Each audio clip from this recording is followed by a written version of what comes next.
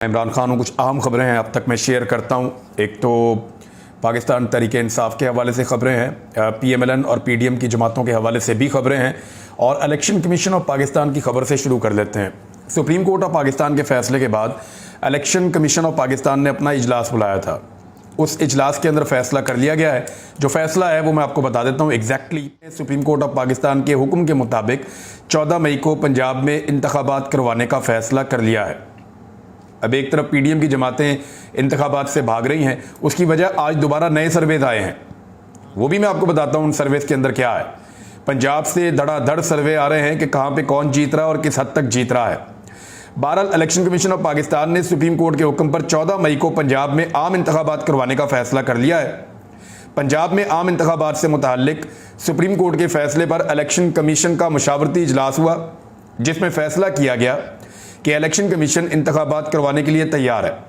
Supreme court के फैसले पर पूरी तरह अमल किया जाएगा और कोई ऑप्शन भी नहीं है। ना करें सुप्रीम कोर्ट ऑफ पाकिस्तान के फैसले पर अमल, तौहीन अदालत लगेगी। ना सिर्फ नौकरी जाएगी, ना अहल होंगे, बल्कि जेल भी जाना पड़ सकता है, क्योंकि सरकारी मुलाजमीन के लिए क्राइटेरिया मजीद सख्त हो जाएगा।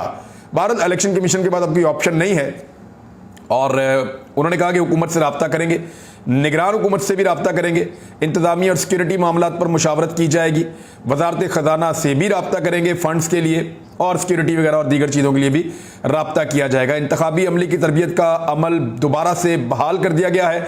इलेक्शन कमीशन जल्द रिटर्निंग अफसरान को हदायत जारी करेगा।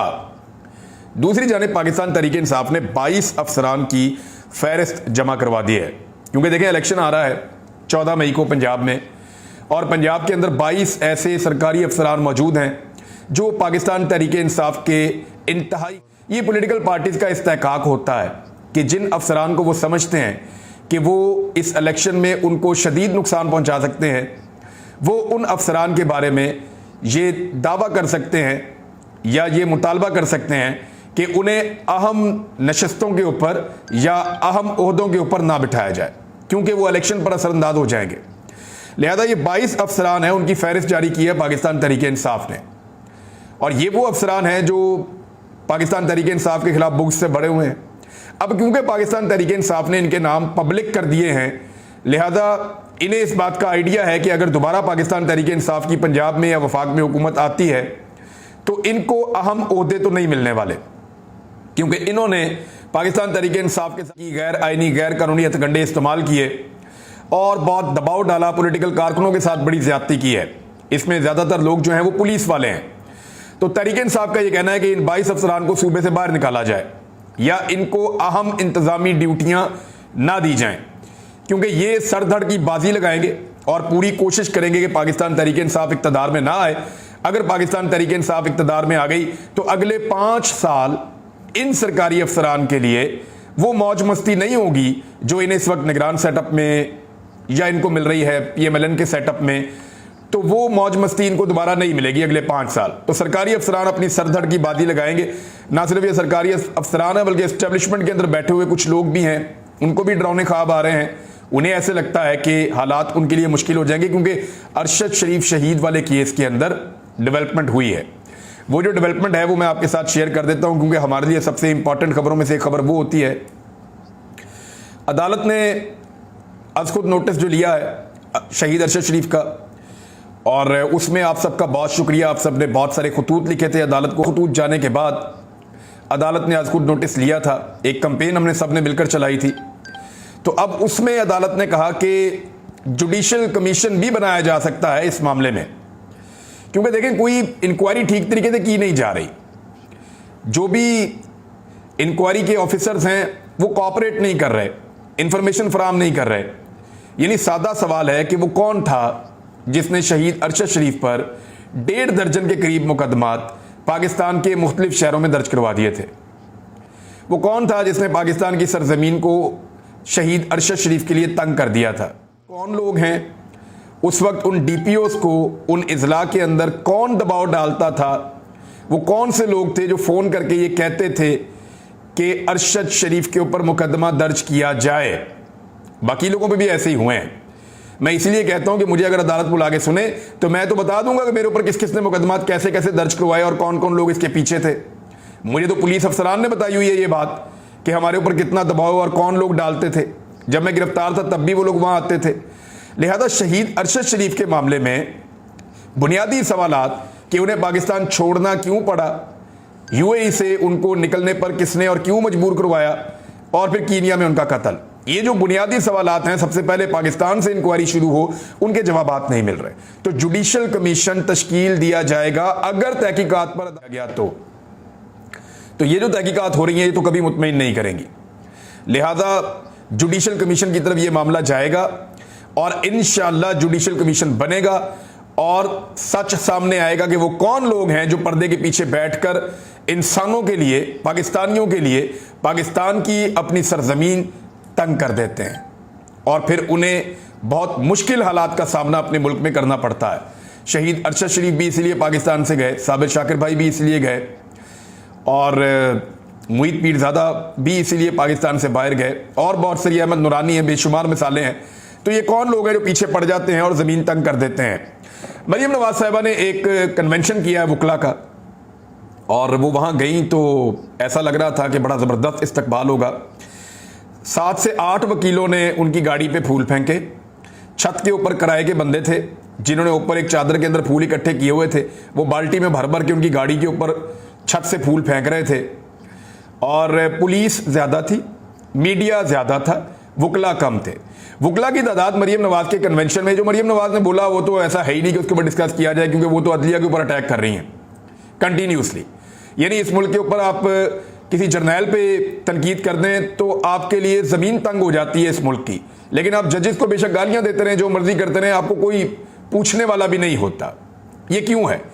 क्या ये सारे इदारे मुल्क के नहीं हैं? क्या इज्जत तमाम इदारों को नहीं मिलनी चाहिए? और अदलिया तो एक बहुत बड़ा इदारा है, फौज से तो बहुत बड़ा इदारा है, उसकी बहुत ज़्यादा इज्जत है, तो इसलिए मेरे ख्याल में अदलिया की इज्जत का एहसास होना चाहिए। मरीम नवाज साहिबा ने अदलिया पे तनकीद की है, इमरान खान पे तनकीद की है, उन चीज़ों को एक साइड पे रखें, लेकिन आप ये ज़रा तस्वीर देखें। ये कन्वेंशन का एक हॉल था जहाँ पे सैकड़ों कुर्सियाँ रखी गई थी कि मरीम नवाज आएंगी तो आकर खिताब करेंगी।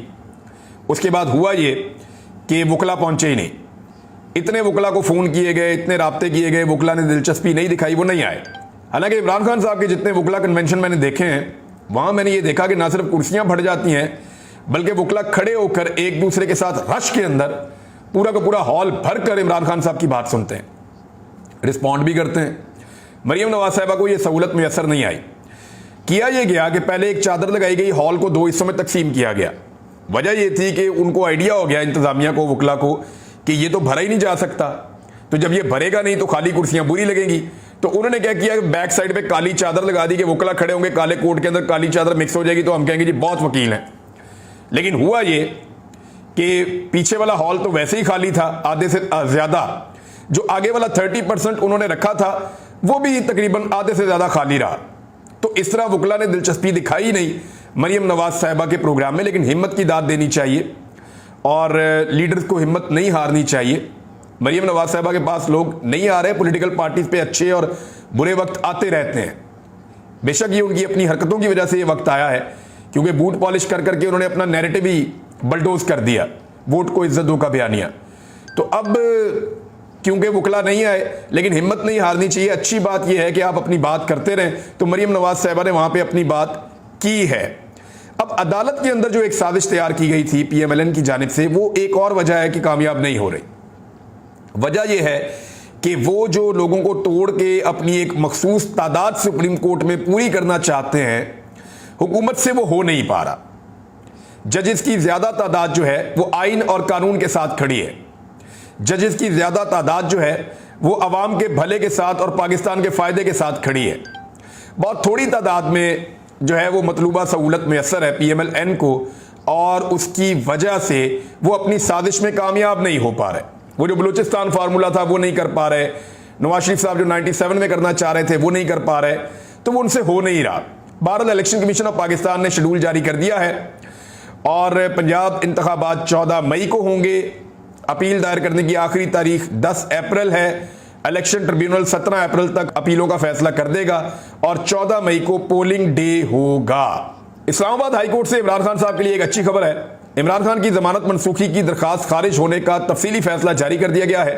रिपोर्ट के मुताबिक, अच्छा ये केस जो था ये ममनुआ फंडिंग वाला केस था। रिपोर्ट के मुताबिक तफसीली फैसले में हाई कोर्ट ने केस के शवाहिद पर सवालात उठा दिए हैं।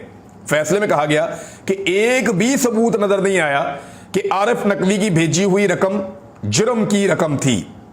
अदालत का कहना था कि FIR में लगाए गए, ये 7-8 साल से रो रहे थे इस केस के पीछे, और ये केस भी इस्लामाबाद हाई कोर्ट, जहां पे मरियम नवाज साहबा और नवाज शरीफ साहब बड़े राजी रहते हैं, वहां से ये फैसला आता है अदलिया का कि इमरान खान या तारिक शफी से कोई ताल्लुक ही नहीं है जो FIR में इल्जामात लगे हैं उन इल्जामात का। इमरान खान ने तो किसी से एक भी बैंक दस्तावेजात पर दस्तखत नहीं किए, और इस तरह ये मामला जो है ये भी अपने मंतकी अंजाम को तकरीबन पहुंच गया है। लिहाजा 7-8 साल का प्रोपेगेंडा करने के बाद पीपल्स पार्टी को और नून लीग को मुंह की खानी पड़ी। मेरे ख्याल में अब पीपल्स पार्टी और नून लीग को अपनी फंडिंग का जवाब देना चाहिए कि उनके पास इतने सारे फंड्स कहां से आए हैं। राणा सनाउल्लाह साहब ने करार दे दिया कि अगर ये इलेक्शन हुआ तो तबाही का सबब बनेगा। बिल्कुल PMLN की तबाही हो जाएगी अगर ये इलेक्शन हुआ। राणा साहब ठीक कह रहे हैं, गलत बात नहीं कह रहे, क्योंकि मैं आपको आदादो शुमार के मुताबिक बता देता हूं। डेरा गाजी खान डिवीजन की भी रिपोर्ट आ गई है। टोटल सीटें डेरा गाजी खान में 30 हैं, मुजफ्फरगढ़ में 12 हैं, लिया में 5 हैं, DG खान में 8 हैं, राजनपुर में 5 हैं। 30 में से 25 पाकिस्तान तहरीके इंसाफ जीत रही है, 1 सीट PMLN जीत रही है, 2 सीटें आज़ाद उम्मीदवार जीत रहे हैं और 2 सीटें दीगर उम्मीदवार जीत रहे हैं। पीपल्स पार्टी कोई सीट नहीं जीत रही डेरा गाजी खान डिवीजन से, यानी 30 में से 25 PTI।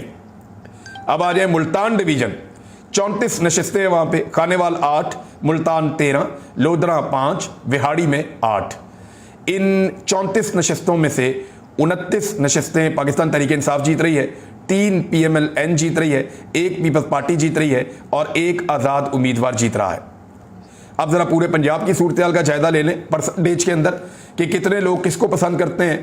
तो ये जो मौजूदा सर्वे है इसके मुताबिक, जो रिपब्लिक पॉलिसी थिंक टैंक का सर्वे है, वो ये कहता है कि 68% पंजाब के शहरी पाकिस्तान तहरीके इंसाफ को वोट डालना चाहते हैं, सिर्फ 18% PMLN को वोट डालना चाहते हैं, 6% तहरीके लब्बैक को वोट डालना चाहते हैं, 3% पाकिस्तान पीपल्स पार्टी को वोट डालना चाहते हैं, 1% जमात इस्लामी को वोट डालना चाहते हैं और 4% दीगर उम्मीदवारों को वोट डालना चाहते हैं। यानी 68% पाकिस्तान तहरीके इंसाफ और PMLN।